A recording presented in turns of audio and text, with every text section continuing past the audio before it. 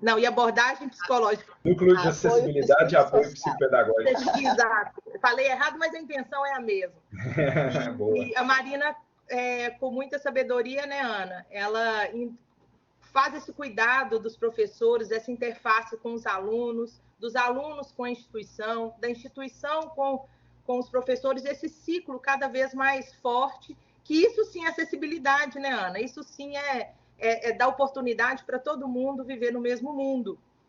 E a Marina faz muito bem, a Ana Paula também faz muito bem, e por isso a gente trouxe elas aqui para essa manhã conosco, para nos ajudar nessa forma de acessibilidade, essa forma de comunicação com os nossos alunos, e realmente se tornar acolhedor o local, e a gente aprender como que age dessa maneira. Nós temos um cenário, né, de 700 professores, 4 mil alunos em toda a instituição, então é um grupo muito grande, então a gente precisa unir força, unir sabedorias, para a gente poder conduzir da melhor maneira nossos alunos, nossos discentes, docentes também, e é esse o motivo do nosso encontro hoje. É isso, professor George? Perfeito, Maraíra, muito bom. Eu queria convidar, então, a professora Ana Paula e a Marina Colares para poder se apresentar. Eu acho que a Ana Paula, todo mundo conhece, né, Ana Paula? E a Marina, uma boa parte, mas é o protocolo, né? Isso aí. Como é que vocês estão? Tudo bem? Então, eu queria agradecer ao NDD a oportunidade de estar hoje falando sobre esse tema. É um tema, às vezes, difícil da gente tratar, mas ele é cada vez mais necessário.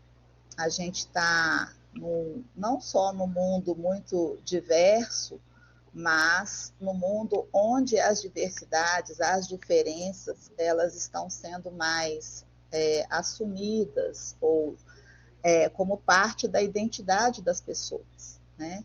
E aí a gente tem a diferença, que na verdade é o que faz a diversidade. Se fôssemos todos iguais, a gente não teria diversidade. A diferença, ela é boa, é bem-vinda e nos traz desafios em relação à inclusão, à acessibilidade e à própria perspectiva de mundo, de educadores que somos, né?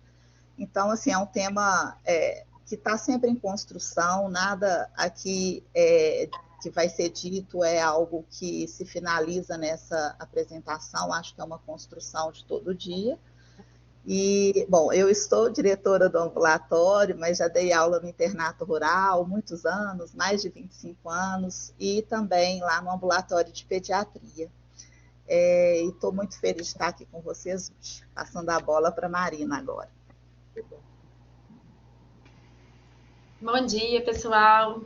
Queria agradecer o NDD, a Maraíra, George, a professora Ana Paula, né? São pessoas super queridas assim para mim, que a gente está lá no dia a dia da faculdade pensando em como resolver, né, as questões, os problemas.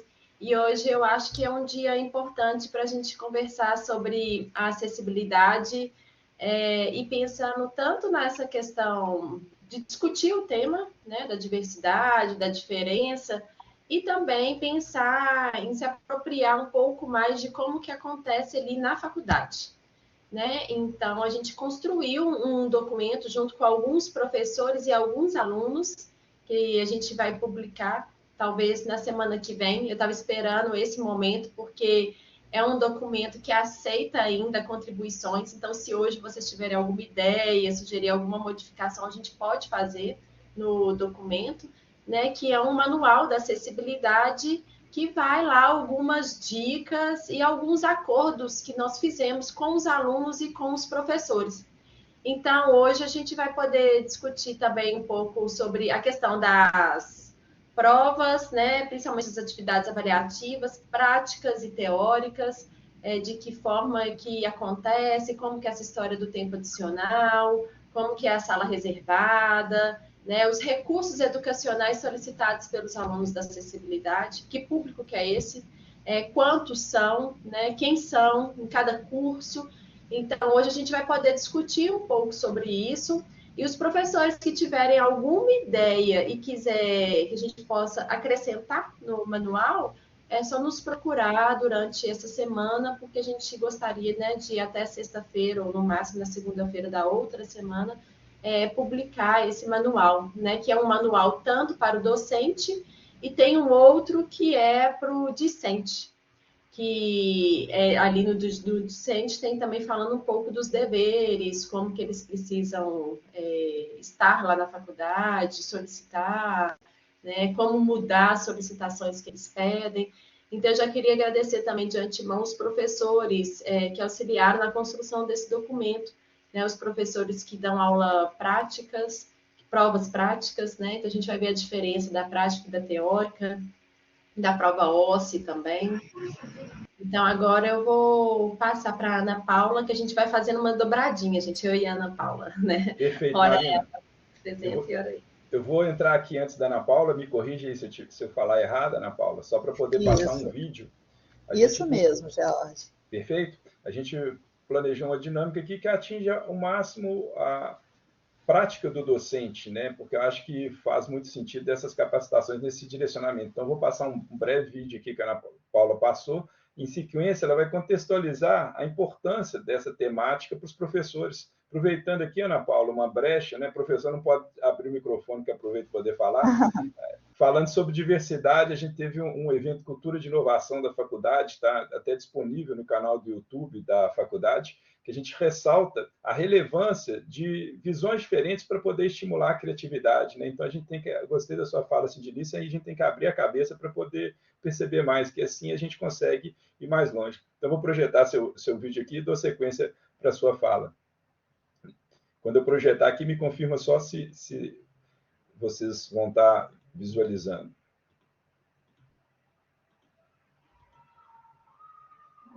Conseguem visualizar? Está abrindo, George. Assim. Aí, pode deu ir? certo. Pode sim.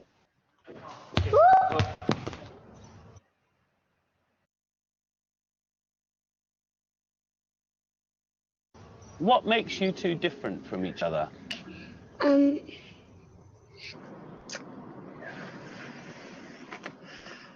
I used to not like letters.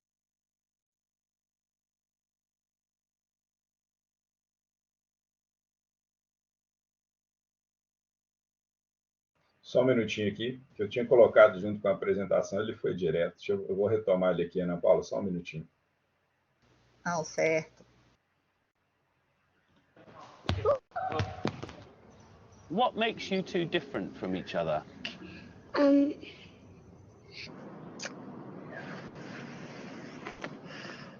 I used to not like letters, but now I like letters. I do not like letters at all.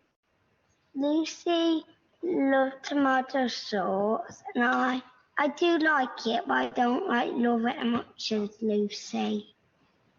Don't have the same. Our office is down the hill, and I live up the hill. No, I have smaller toes than Artie. Addy, I like fusion and chips, and I like sushi. And they're different. She never stops talking.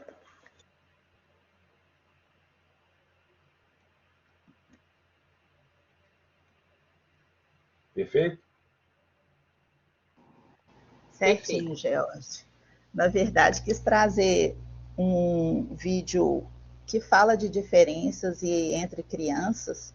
Não sei se foi possível, ele é um vídeo rápido, observar. Depois a gente pode compartilhar o link, porque realmente é um vídeo que traz muitas reflexões, né? As crianças ali, elas não se observaram para falar as diferenças, elas não se viram diferentes. Uma usava óculos, outra não. Uma era negra, a outra não. Uma estava na cadeira de rodas e a outra não. E sempre as diferenças foram ali ao nível dos pensamentos, das preferências.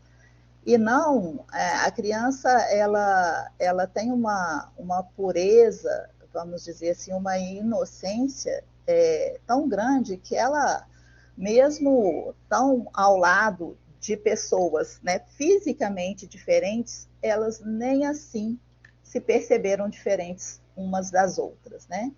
Então, é uma forma da gente trazer sempre a nossa atenção para que as diferenças que existem, elas não sejam, então, conduzidas para o caminho do preconceito, da exclusão, da separação, não é isso?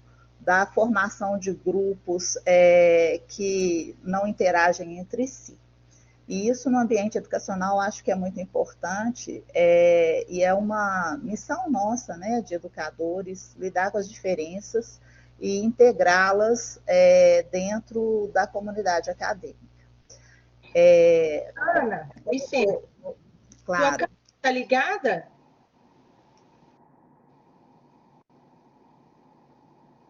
Agora o som desligou.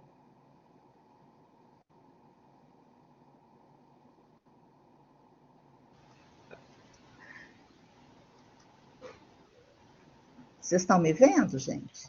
Nós estamos escutando. Tem um botão para o microfone e um para a câmera. Acho que o do microfone você agora tá. Agora perfeito. Agora ficou bem melhor te vendo, Ana. Isso. Desculpa, gente. Eu vou compartilhar a tela só para a gente ir para a apresentação.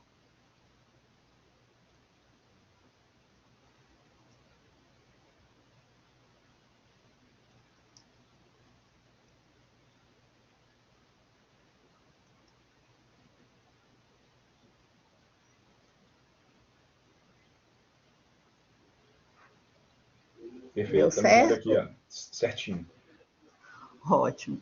Então, primeiro eu queria dizer a vocês, desculpa, gente, mas a gente passou o vídeo, que a gente, na nossa comunidade acadêmica, quando a gente fala de diversidade, na verdade a gente está falando de diversas dimensões dessa diversidade, né? A gente tem a étnico-racial, a diversidade de gênero, de opiniões, de crença, de religião, a cultural, as pessoas com deficiência. Então, ali é uma miscelânea, né, de diferenças com as quais a gente vai precisar lidar e até intermediar conflitos relacionados a essas questões no ambiente sala de aula. E a prática educativa e os nossos conteúdos e da forma como a gente leva os conteúdos curriculares, eles podem ser muito preciosos para a gente trabalhar esse tema diversidade no dia a dia, né, nosso como docentes. Então, a diversidade não é só sobre o outro, né? É sobre todo mundo. Nós somos um só e temos as nossas diferenças. Então, é preciso que a gente entenda e que a gente vá mostrando ou vá discutindo o tema com os nossos alunos, né, com os estudantes, de que isso é o todo, onde a gente vive, onde a gente está, onde a gente se relaciona, e que esse tema, ele não é um tema de grupos seletos, de grupos selecionados, de coletivos. Ele é um tema que atinge a todo mundo, né? E aí vem uma primeira provocação. A gente tem ensinado diversidade ou a gente tem educado para a diversidade?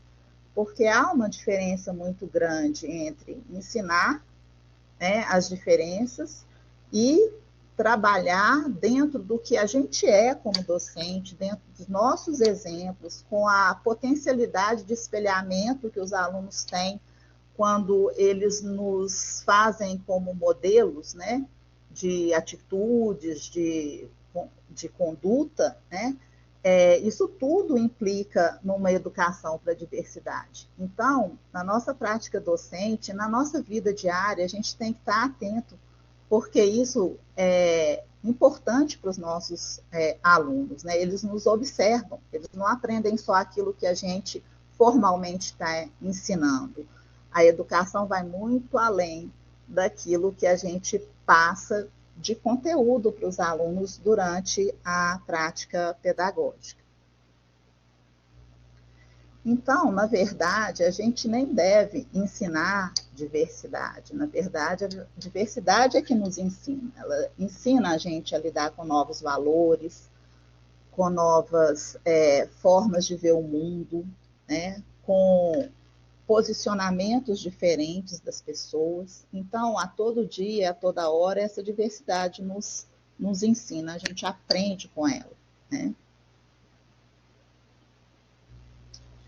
E aí, trazendo para o nosso ambiente educacional, né, a minha fala vem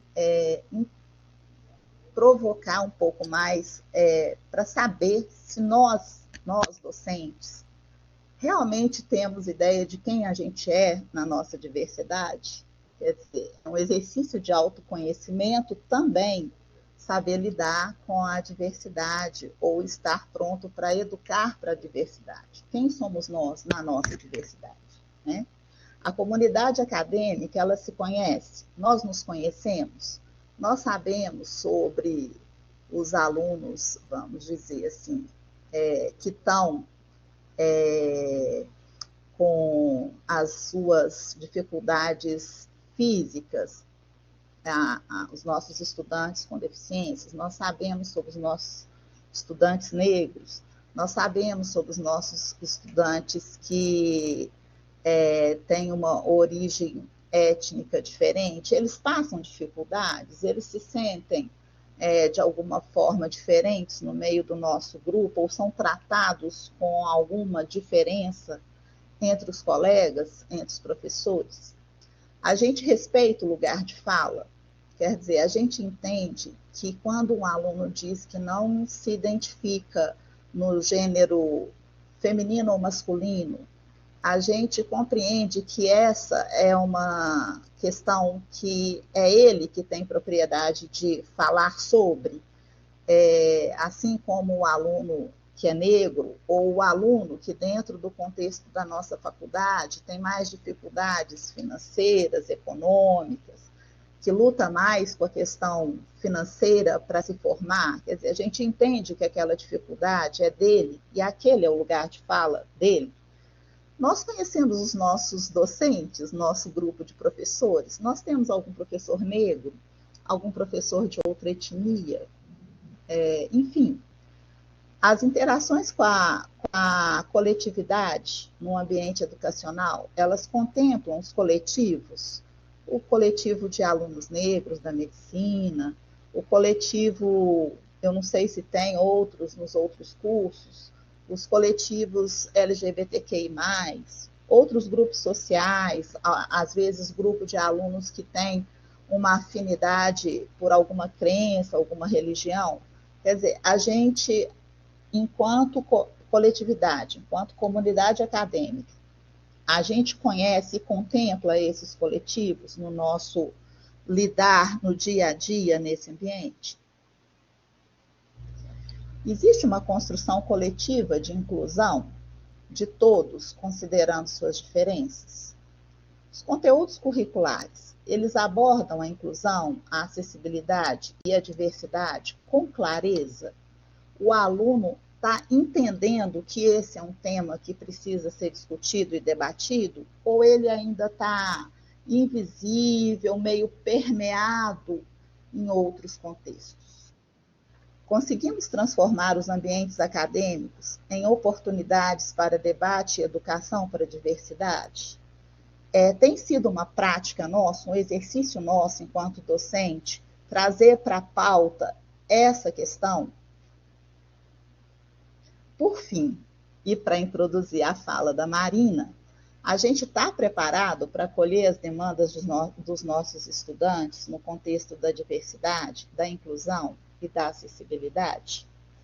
Então, gente, é uma fala mesmo de sensibilização para esse tema, mas muitas dessas questões, elas têm me incomodado, é algo que eu penso sobre e quis trazer e compartilhar com vocês para, primeiro, motivar a discussão sobre esse tema e provocar uma reflexão mesmo em cada um de vocês e de nós todos, enquanto grupo de docentes que estamos aqui, sobre esse nosso papel com esses jovens estudantes com os quais a gente lida todo dia.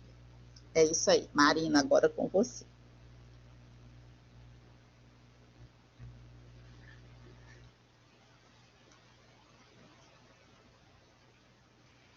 Deixa eu ver, eu vou compartilhar também já a minha apresentação.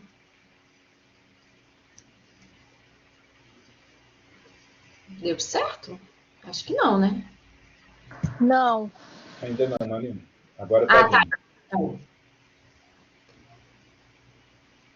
Agora sim.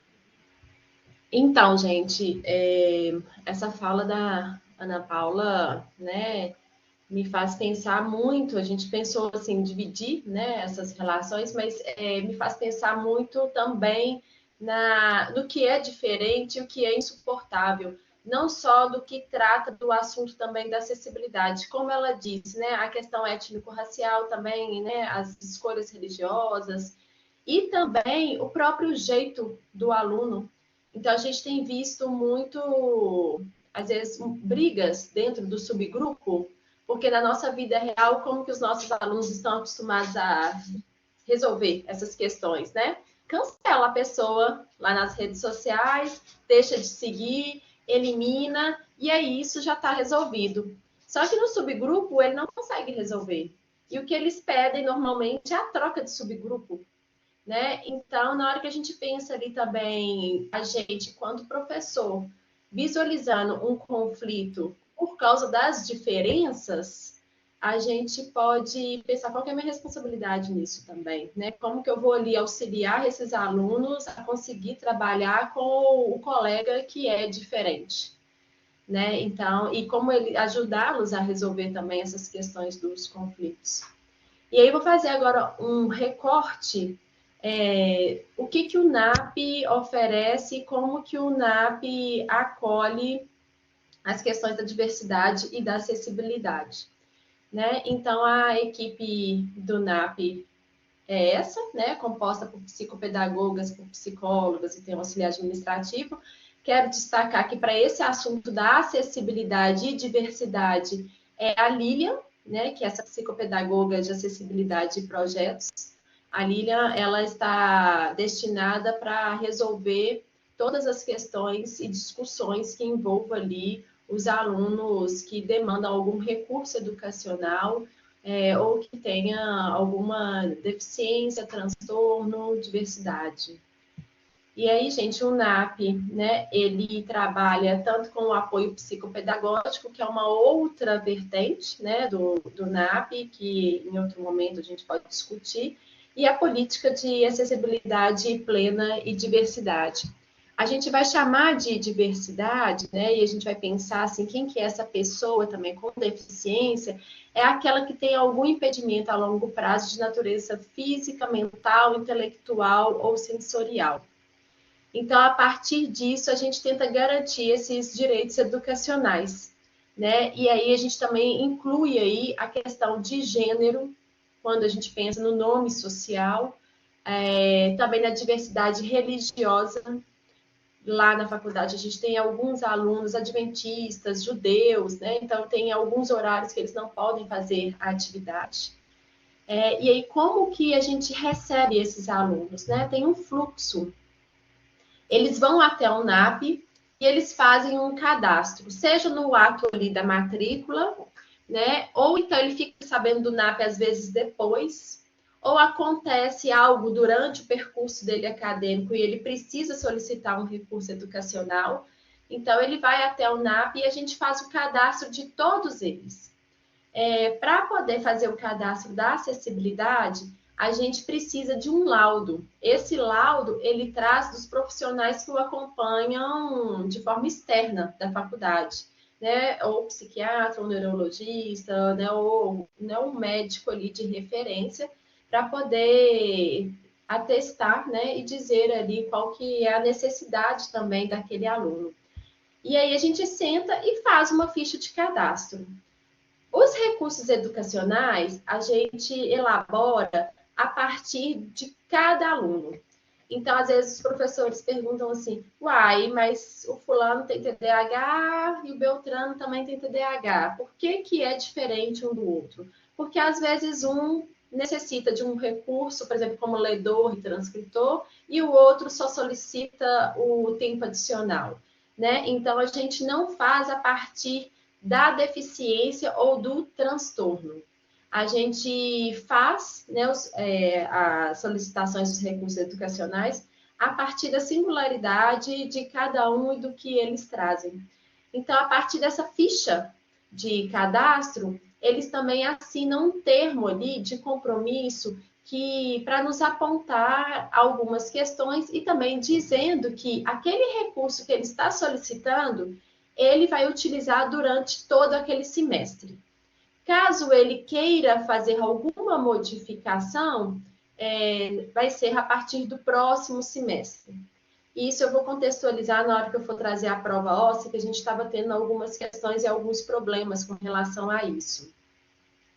E a partir disso, a gente encaminha a lista dos alunos, né, que necessitam de algum recurso especial, ou então também aqueles que fazem o cadastro e não têm uma demanda, a gente encaminha essa lista para os coordenadores de cursos e chefes de departamento.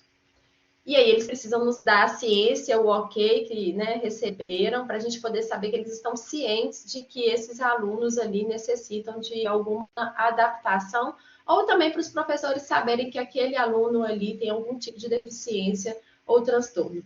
Nem todo aluno, gente, que apresenta o laudo solicita recursos educacionais, né? Então a gente pode ver essa diferença. Eu trouxe só para a gente poder conhecer e saber quantificar e entender um pouco como que é essa realidade lá da nossa faculdade, né? Então, assim, alunos cadastrados em acompanhamento são aqueles que solicitam, né, algum tipo de auxílio. Então, a gente vai pensar aí, são 120 alunos. De orientação, são aqueles alunos que apresentam o laudo, mas não solicitam nada, nenhum recurso, são 12. Temporários são 15. Temporário, gente, alunos que fazem algum tipo de cirurgia, que sofreu algum tipo de acidente. Então, ele está ali naquele momento solicitando algo que a gente precisa auxiliá-los, né? Então, ele tem início e fim. Então, não é diferente da deficiência, né? A diversidade religiosa, né? De gênero. Os alunos permanentes, gente, são esses que apresentam algum tipo de deficiência ou transtorno. E as deficiências físicas, auditiva, visual, os transtornos de aprendizagem ou do neurodesenvolvimento e outros tipos de doenças. Então, a gente colocou aqui também separado por curso, né, só para ter uma dimensão. Então, aí chama a atenção a questão da medicina, mas porque também é um público, um número, um volume de alunos muito maior, né? Mas para a gente poder ter essa dimensão e perceber quem são esses alunos. Lá na faculdade, a gente também tem toda a questão da dimensão arquitetônica também, né? Estrutural, então, para garantir aí essa questão da acessibilidade, dos banheiros também. E aí a gente pode pensar assim, né? Como que são as demandas dos alunos, o que eles solicitam normalmente. Então, lá no NAP, a gente, no momento do cadastro, a gente certifica. Tem um abafador de ruídos para fazer prova em sala reservada. A gente também tem alguns alunos autistas, né, gente? Tem a questão do barulho. Pode ser algum gatilho, né? A gente teve na sala de aula um aluno que a garrafinha caiu de água e aí ele teve uma crise. Então, a gente vai pensar assim, para cada caso, como discutir também com os professores de uma forma muito cuidadosa, né? Sem expor, mas de que uma forma também que o professor saiba como manejar isso em sala de aula. Adaptador de mão, apoio para os pés, os assentos reservados em sala de aula. Eu acho que vocês já começaram a perceber que tem logo na frente, né, está reservado ali para alguns alunos, e é importante verificar se isso está sendo concedido, sabe? Porque Agora os alunos estão respeitando um pouco mais, que a gente também conversou com eles. Mas alguns alunos falavam, não, eu sentei aqui, cheguei primeiro e vou ficar. Né? Então, a gente precisa também verificar essas questões. Os intérpretes de Libras, a gente ainda não tem nenhum aluno que solicitou, né? O ledor transcritor nas provas, normalmente a própria equipe do NAP que faz. A mesa adaptada, né, para cadeirante, e também canhoto, tem aparecido também os alunos canhotos pedindo por causa do momento da prova, né, e para garantir também sala de aula. A prova ampliada, a prova impressa sem o uso do notebook, não pode as duas coisas juntas, né? Então não pode fazer prova impressa e o notebook. A sala reservada a gente está tendo uma demanda grande, então a gente também tem colocado os biombos em algumas salas e aí os alunos fazem como se estivesse numa sala reservada. A biblioteca a gente também tem utilizado para isso. Né? O tempo adicional para as provas teóricas e práticas. O uso de máscara transparente no momento lá da pandemia, que a gente precisava. Tem alguns alunos que têm deficiência auditiva que fazem leitura labial. Né? E aí o uso de microfone também pelos professores. E a partir disso, a gente... não saiu aqui as setinhas. Como que surgiu nessa questão do manual? O manual, ele surge a partir do momento que a gente começa a receber os alunos queixando sobre algumas questões que precisavam ser adaptadas, que acontecia de uma forma diferente de cada professor, e, ao mesmo tempo, os professores também vinham para poder dizer o que não estava legal, como que eles estavam fazendo. Cada professor fazia de um jeito, e eles perguntavam, existe uma forma de padronizar? Então, a gente resolveu fazer um manual, e é muito desafiador fazer um manual, porque fica quase ali que um passo a passo, e a gente sabe também que a diferença vai apresentar uma singularidade que não vai caber ali no manual. Né? Então, isso que a gente precisa estar atento. Mas a gente tentou padronizar o que os professores e que os alunos solicitaram, que precisava entrar num consenso ali. Então, a gente começou, né, a fazer reuniões, tanto com os alunos quanto os professores, para poder pensar em como disponibilizar e como padronizar algumas questões. Então, a primeira atividade que a gente conseguiu padronizar foram as provas teóricas. Nas provas teóricas, fica mais fácil porque tem um NAV, né? Então, a partir disso, a gente encaminha o fluxo para o NAV. O NAV tem acesso aos alunos, passa para a coordenação de curso e também para recursos didáticos, para poder reorganizar os alunos nas salas de aula para garantir a questão do tempo adicional, a sala reservada, o professor que vai ficar ali, né, aplicando a prova. E o tempo adicional, gente, nós tiramos por base a partir do Enem e concurso público. Então, a partir do concurso público e o Enem, a gente já vamos determinar que é 1/4 do tempo da prova. E aí o NAV já, né, entrega para os professores com toda essa divisão. Quando tem 2 provas, 3 provas, qual que é o tempo adicional? E aí, quem faz prova com ledor e transcritor, passa lá no NAP e o NAP que acompanha. Qual que é a maior dificuldade? Quem está em sala reservada, a equipe do NAP não acompanha, porque quem precisa acompanhar é o professor. Então, a gente pode ser o ledor e transcritor, mas quando o aluno está lá fazendo a prova e não necessita de ledor e transcritor, a gente precisa de um aplicador ali com ele. Os alunos que fazem prova impressa não podem fazer a prova digital, né? Porque alguns alunos pedem para fazer a prova impressa mais a prova digital, fazer a prova impressa e lançar o gabarito lá na prova digital. O problema é que as questões não coincidem, então isso pode confundir ainda mais e ter mais erros. Então, ou ele faz um ou ele faz outro. Né? E ele precisa utilizar esse recurso durante todo o semestre.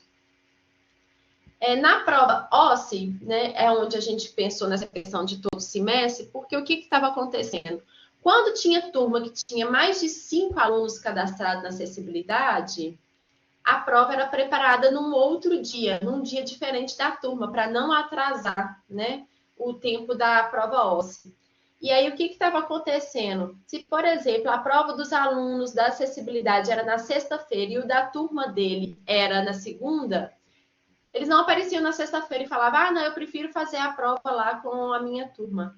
Né? Então, aí a gente colocou que, se ele quer o tempo adicional, isso vai valer durante todo o semestre. Se ele não for no dia destinado para ele fazer a prova OSCE, ele precisa entrar com a solicitação de segunda chamada e aí entra no todo o fluxo lá de solicitação da prova de segunda chamada.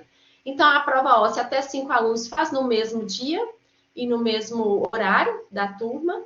Quando tem 6 ou mais, aí é pensado numa outra turma, numa turma extra. Normalmente, ela tem sido realizada à noite, né? Tem o confinamento também dos alunos, e aí a data e o horário diferente da turma de origem.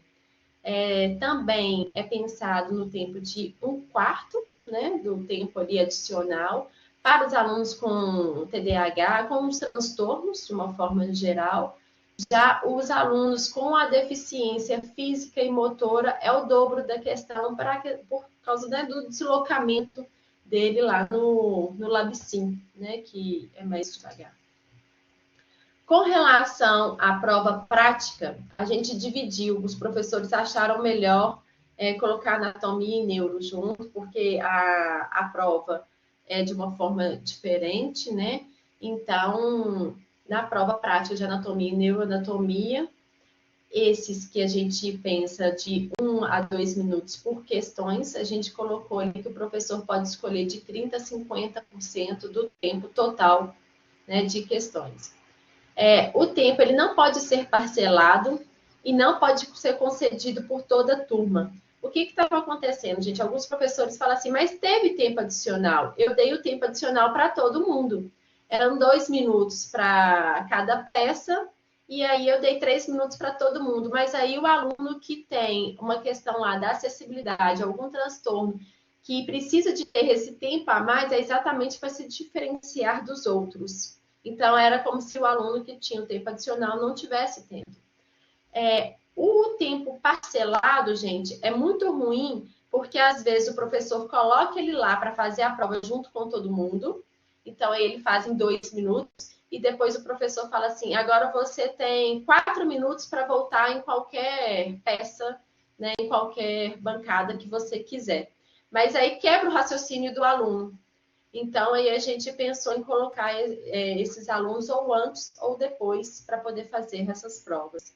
A prova prática de histologia, citologia e patologia é uma avaliação que está sendo realizada de uma forma digital, né? A projeção ela é feita das imagens das lâminas, né, ou das peças patológicas, e aí os estudantes eles fazem nesse tempo.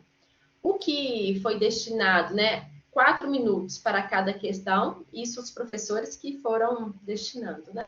Então, 4 minutos para cada questão vai ser acrescido, né? Acrescentado 1 minuto por questão para os alunos da acessibilidade.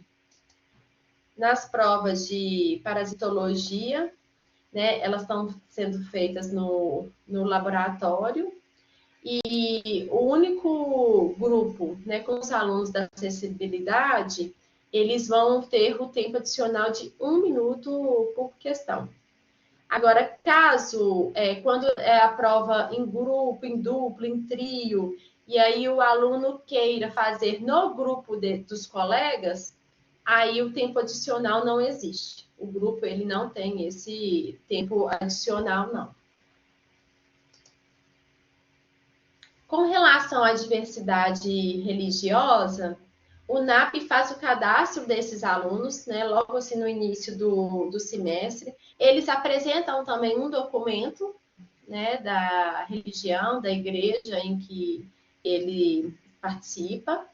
E aí, a partir disso, a gente também faz esse comunicado para os professores.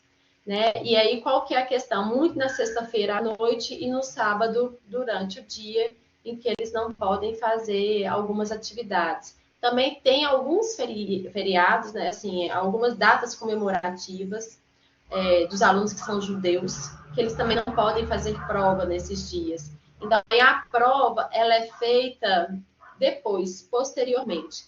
Não é junto com os alunos da segunda chamada, porque os alunos da segunda chamada normalmente fazem uma prova diferenciada que é do semestre todo, né?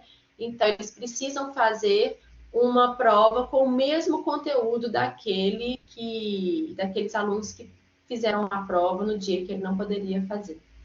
Com relação à diversidade de gênero, nós temos alguns alunos cadastrados com um nome social. E a partir do que ele solicita, gente, aí muda tudo, até na chamada, para facilitar para o professor. Né? Então, o professor já tem lá um nome social na chamada, nas atividades, o crachá também já vem com o nome social, o boleto, né? Então, a gente faz toda essa articulação internamente. Então, eu tentei trazer, assim, de uma forma bem objetiva e rápida, as questões mais práticas do manual com relação às atividades avaliativas.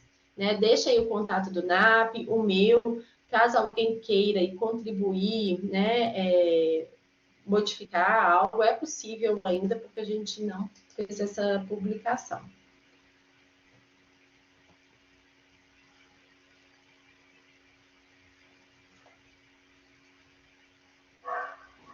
Marina, muito bom, muito obrigada. Você e a professora Ana Paula trouxeram mais para próximo um assunto tão delicado e que temos tanta responsabilidade, uma atualização muito célere, né, do que fazer, de como a gente portar, sempre lembrando da necessidade do atendimento individualizado do aluno. Vocês do NAP têm trazido para a gente isso com muita excelência, tanto é que na avaliação do SAEM no ano passado foi o ponto mais elogiado da faculdade, foi essa abordagem e esse acolhimento no aluno que se sente com necessidade de alguma acessibilidade, de algum acolhimento adequado para ele. Muito, muito obrigada.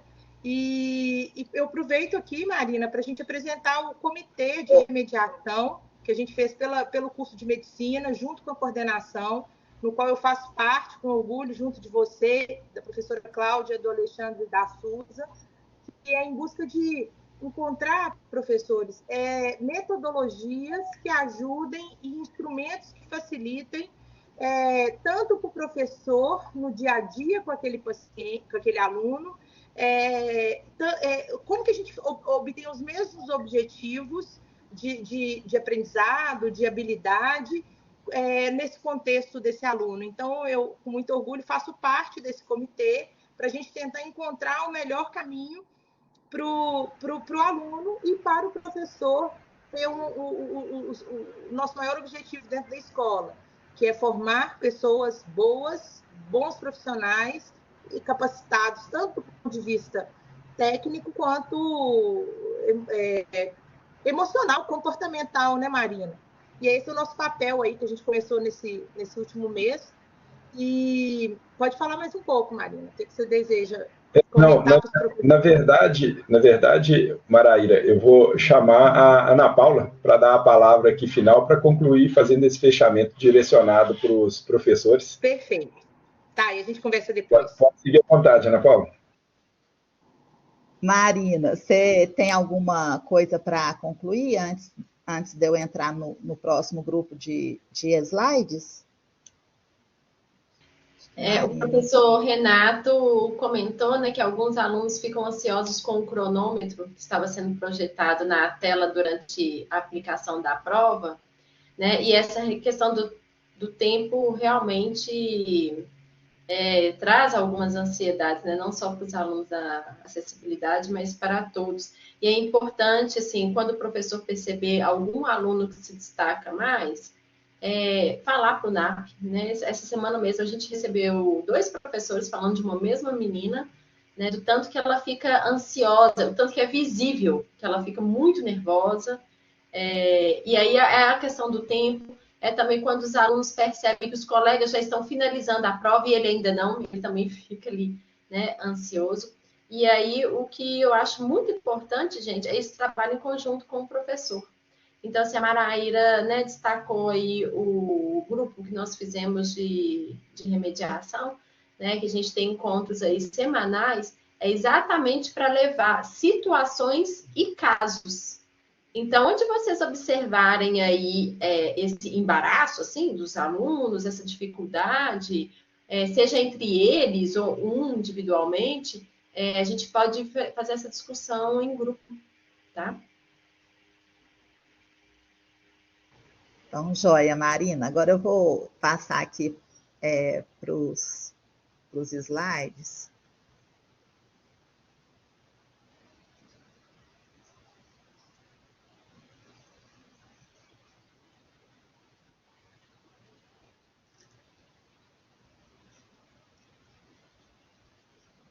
Estão vendo, gente? Entrou Perfeito, direitinho? Bom, Acho e que a aí, Luciana levantou a mão. lógico. Oi?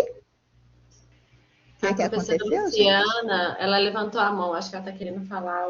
Na verdade, assim, é só, Marina, só um comentário que eu acho que é importante, que assim, que os alunos que são acompanhados, o mais interessante é que, inclusive, tem alguns deles que não utilizam desses benefícios, assim, né? Então, eu tenho um caso na enfermagem de uma aluna que, apesar, né, dela ter esse acompanhamento, ela tem percebido que, ultimamente, ela não tem tido a necessidade de horas para mais e dessa distinção, às vezes, de lugar. Então, assim, o interessante é que isso gira também em torno daquilo que o estudante julga também ser importante e interessante para ele, né?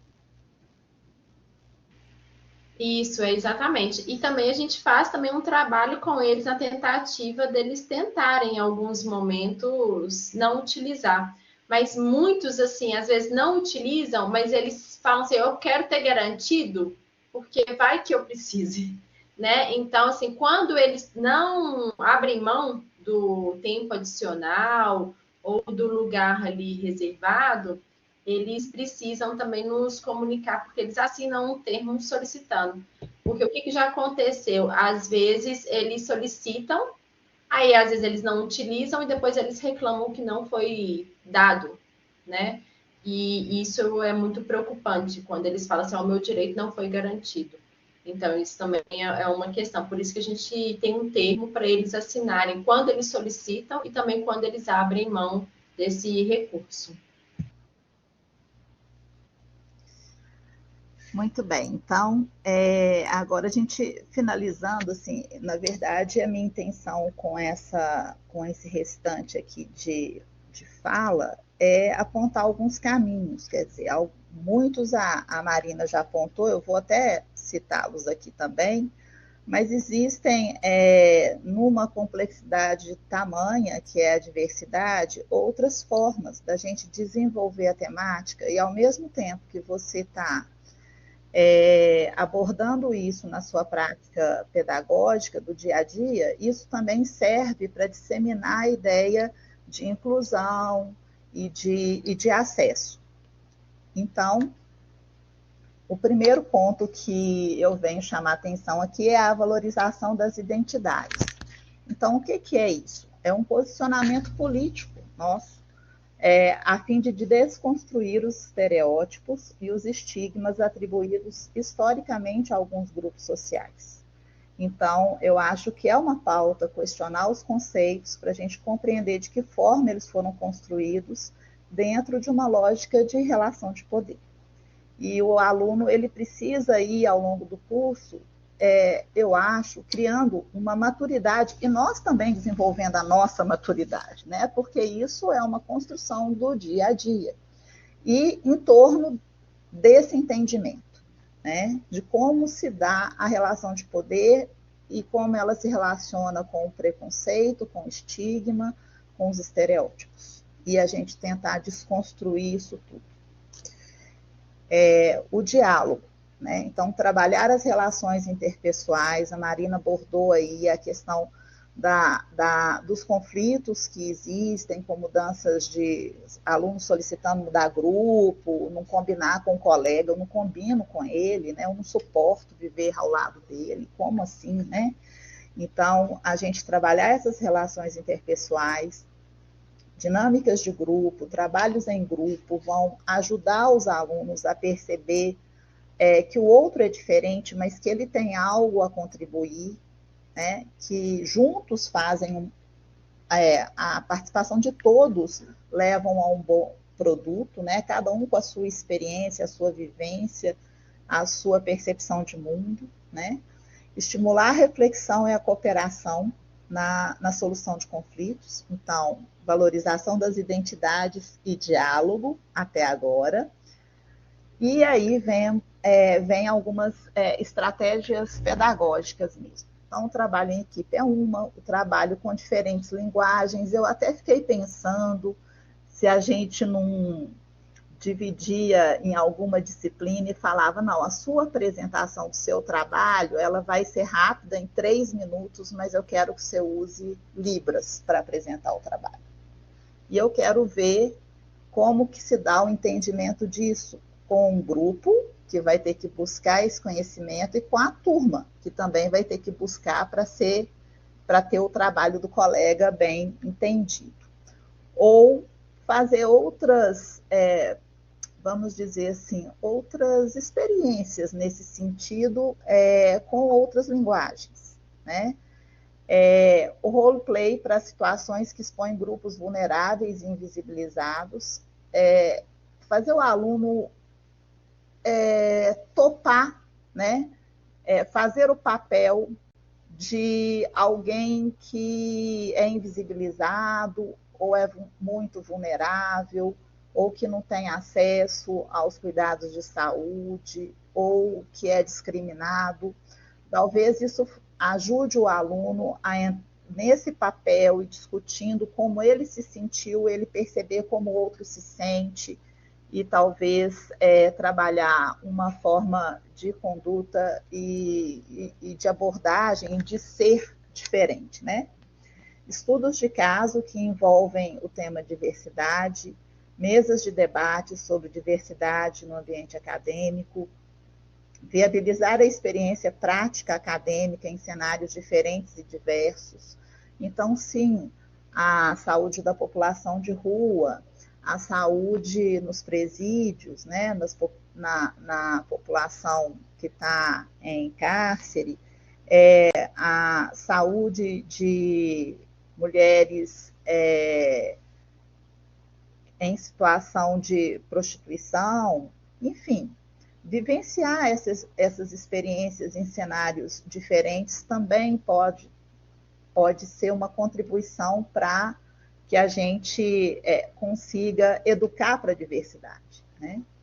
E aí eu acho que a disciplina extensionista ela tem um papel muito fundamental e central nesse âmbito aí dessas experiências.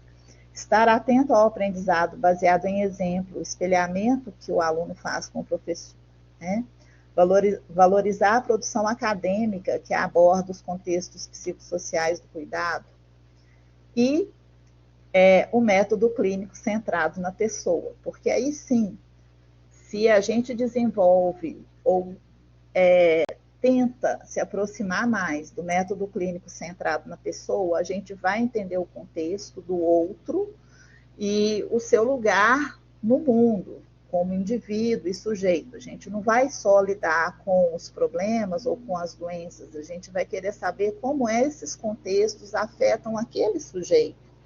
Então, é uma mudança de perspectiva, tanto para a gente que está fazendo, né, os médicos, eu sou clínica, né, tanto do meu ponto de vista clínico, quanto do potencial que gera para a gente discutir com os alunos essas questões.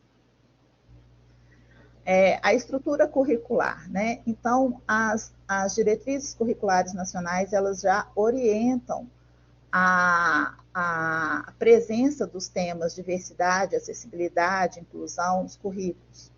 Então, dentro da estrutura curricular, a inclusão de conteúdos relacionados à saúde das pessoas com deficiência, saúde de populações indígenas, saúde da população negra e de outros grupos vulneráveis nas disciplinas curriculares, optativas ou extensão curricular. Isso não pode estar, vamos dizer, subentendido. Isso tem que estar claramente expresso nos nossos conteúdos. É isso que as DCNs indicam, né? E é isso que tem que ser, senão a gente perpetua a invisibilidade desses grupos e desses problemas de saúde, né? A população de rua, por exemplo, a saúde da população de rua, ela deve ter particularidades importantes e necessárias para que alguém que se forme no cuidado do outro, qualquer que seja o curso da área da saúde, conheça. E isso precisa estar claro nos nossos conteúdos, né? A saúde da população LGBTQI+, né? A divulgação e valorização das produções acadêmicas nessa área, né? Nesse tema, nessa temática. E aí a política institucional, e eu já venho dar os parabéns e dizer, Marina, que o trabalho do NAP foi muito... eu troquei por 2 P's e 1 A só. Mas o trabalho do NAP foi muito, vamos dizer assim, bem feito ao produzir um material que diz respeito a uma diretriz, uma orientação, uma política institucional para acessibilidade e que foi construído junto com o NAP, com os alunos e com os docentes. Então, são esses... Não. São essas representatividades da comunidade acadêmica que são importantes. Então, olha só, foi um material que docente participou, estudantes participaram, diretórios coletivos, não sei se estava presente, o NAP, e, enfim, a comunidade acadêmica se envolvendo nessa política institucional, né? Outra política institucional é o próprio acompanhamento do NAP, é uma equipe grande, é uma equipe que acolhe as demandas que partem dos alunos, que acolhem as demandas que partem dos docentes e que vem fazendo um trabalho que é muito diferencial assim, na nossa instituição, né? E uma outra política institucional seria manter o compromisso com uma pauta permanente sobre esse tema, né?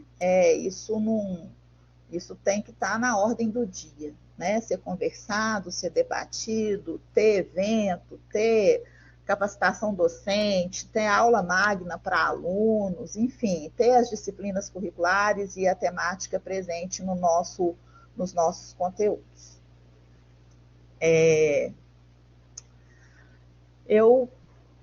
Por fim, aqui, eu peço atenção ao capacitismo.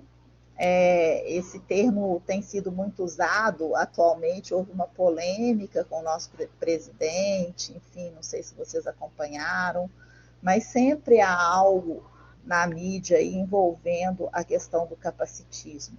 Então, a base do pensamento capacitista é de que há um padrão corporal, inclusive um neurológico, psicológico, normal ou ideal.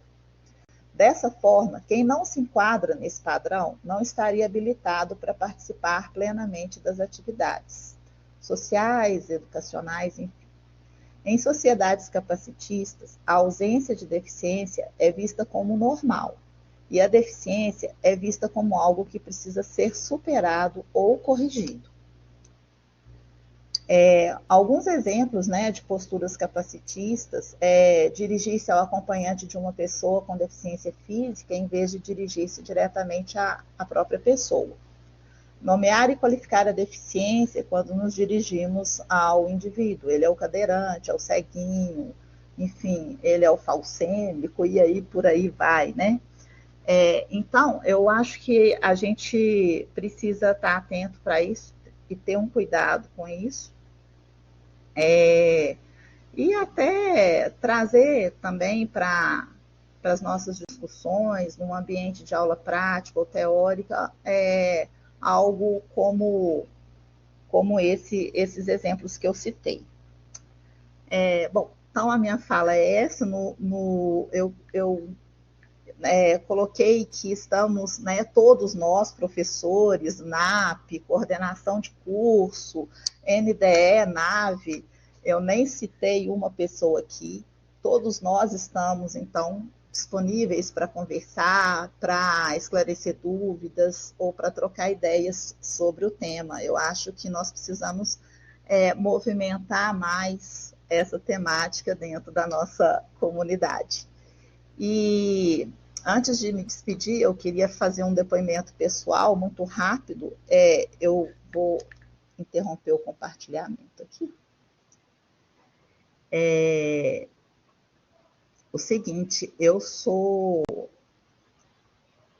irmã, né, talvez, de um aluno nosso das ciências médicas, né, que formou-se em medicina cadeirante. Eu não sei se todos sabem disso, mas isso foi lá na década de 80 para 90, na verdade, década de 90. Meu irmão teve um acidente, ele já era estudante de medicina da faculdade, e ele teve um traumatismo raquimedular muito grave, ele ficou com uma sequela, uma tetraparesia, e depois de 8 anos de repensar e reabilitar, repensar a própria vida e reabilitar, ele quis formar em medicina.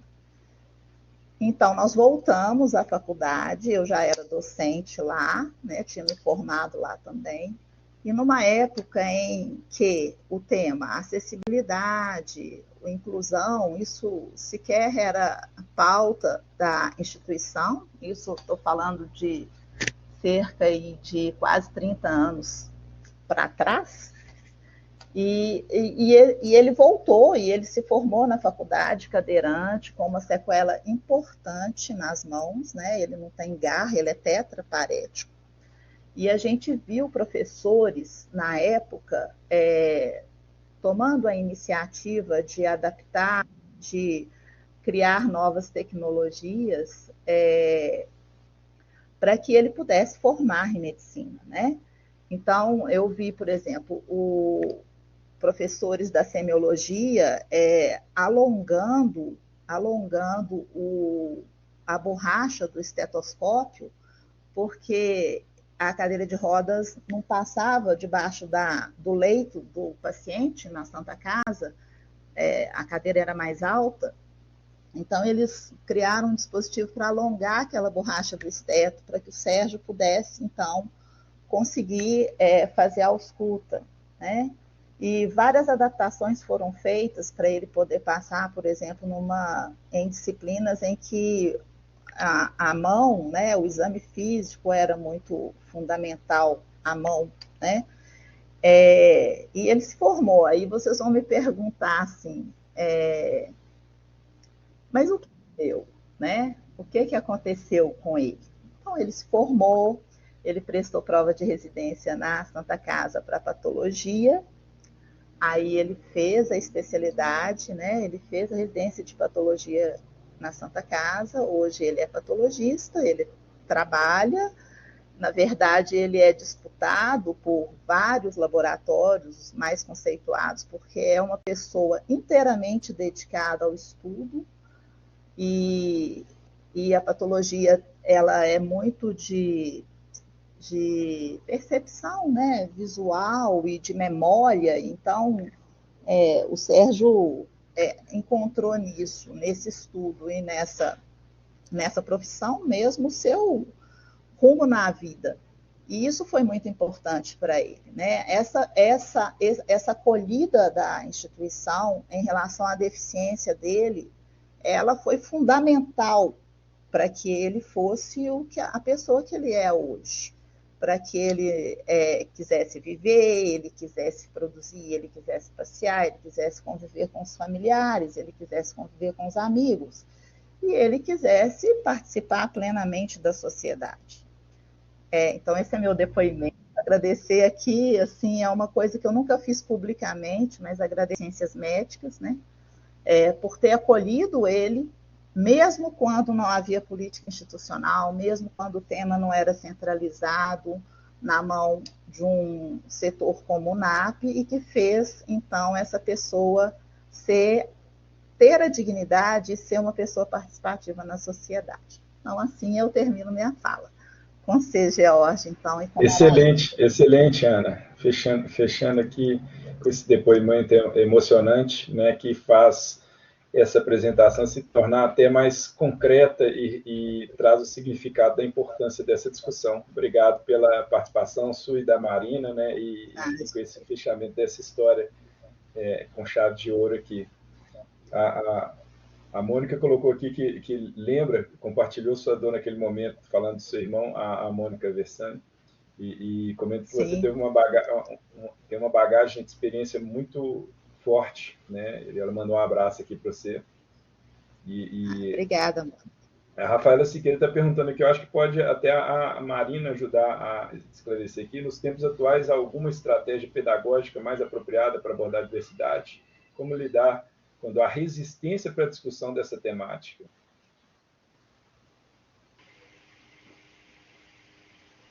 Então, eu acho sempre uma estratégia bacana de se utilizar é a questão dos grupos, né? Então, assim, essa resistência dos alunos já mostra a própria dificuldade deles de lidarem com o diferente. Interpretar isso também é muito importante, porque às vezes eles não se percebem assim. E no momento que a gente interpreta isso, facilita um pouco a discussão. E Marina, o professor que tiver uma suspeita ou precisar de ajuda, como que ele pode fazer? Como que ele pode chegar no NAP ou chegar até a gente? Qual que é o caminho para o professor? O aluno, a gente entendeu que ele faz o cadastro. E quando eu, dentro de sala, suspeito de um caso diferenciado que precisa dessa atenção, desse apoio, e eu posso, como professor, ir até o NAP, qual é o caminho? Pode ir até o NAP, pode mandar e-mail para a gente, pode ligar também para o NAP, que a gente pode discutir também esses cenários, às vezes individuais, né, dos alunos, dúvidas às vezes. Às vezes o professor sabe que ele tem, principalmente nos casos de autismo, né? Chega essa informação, mas o professor fala assim, e agora, como é que eu vou fazer, né, para trabalhar? Então, a gente pode pensar, porque cada um é bem diferente, apesar de ter ali o mesmo laudo, o mesmo diagnóstico, eles estabelecem relações diferentes, né? Às vezes o que é fácil para um pode ser muito difícil para o outro. Ele trabalha em grupo, né? Fazer amizade, né? Formar duplas, fazer o trabalho em questão. E aí a gente pode discutir sempre. Meu WhatsApp fica aí também disponível, né? Para o pessoal também que quiser entrar em contato comigo. E, Ana, foi maravilhoso, assim, essa sua história, né? Assim, eu já sabia, mas eu sempre me emociono muito porque mostra e traz para a gente a importância da vida, né? E que não tem limitação, laudo, diagnóstico nenhum que impossibilita uma pessoa de seguir à frente, né, com a faculdade e com o seu desejo de ser um profissional ali que ele queira, né? Então, muito legal, porque a gente presentifica mesmo como que é possível, né? Obrigada, Ana. Você tocou muita gente aqui, com certeza. Perfeito. Nada, gente. Não, na verdade, o objetivo foi mesmo, assim, trazer essa experiência e dizer que pela iniciativa e pelo pensamento dos professores da época, lógico, não foi unanimidade, né, gente? Eu falei aqui o que foi bom e o que foi sucesso, mas há muita pedra no caminho, né? Então, é lógico que no final o resultado foi super legal para ele aprendeu, nós aprendemos enquanto família, enquanto professora que eu já era, eu também aprendi, mas destacar aqui o esforço de alguns professores que fizeram com que a jornada dele realmente fosse mais leve, mais feliz na faculdade. Eu acho que isso é uma missão nossa. né, com os alunos que têm as suas necessidades aí específicas. Perfeito, Ana. Agradeço demais a fala sua e da Marina. É igual você colocou, é uma temática que tem que estar sempre presente, sempre pertinente, né? E coloco as capacitações do NDD aqui abertas para a gente poder trazer outras pautas, poder refletir. Marina, quando tiver o manual que foi citado concluído, se for possível disponibilizar para os professores nos passos para a gente poder fazer esse encaminhamento e agradeço muito a essa participação. Agradeço Maraíra estar mais uma vez em contato com você, a todos os professores, né, véspera de feriado, a gente marcou essa capacitação já desde o início do semestre, a gente não atentou para isso e agradeço muito aqueles que conseguiram compartilhar. Eu gostaria de, para concluir aqui, dar 2 recados. Houve uma mudança no sistema de lançamento do TOTS e a gente fez um informativo, a gente deve encaminhar isso por e-mail na próxima semana, porque está no período de lançamento de nota de formativa, mas quem quiser acompanhar, a gente colocando aqui em primeira mão, e um convite para o próximo encontro, que vai falar a respeito de como transformar os dados clínicos em publicação com o professor Zambelli. Muito obrigado. Maraíra, obrigado mais uma vez por poder te encontrar. Né? Ana Paula, excelente. Bom dia, a fala. Obrigado. Um ótimo dia. Feriado. Marina, obrigado. Um ótimo feriado. Obrigada. Bom feriado para vocês também, gente. Um abraço, pessoal. Até mais.